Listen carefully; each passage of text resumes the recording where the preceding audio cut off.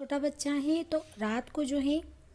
उसके चेस्ट पर आप विक्स लगा दीजिए और उसके सिरहाने ये पोटली रख दीजिए। इसकी भीनी भीनी खुशबू से उसको सर्दी और जुकाम में काफ़ी राहत मिलेगी।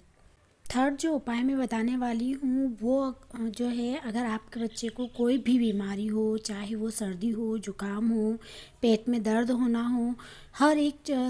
सारी बीमारियों का एक ही सॉल्यूशन है और वो है बच्चे को जो है आपको जायफल, केसर और खारक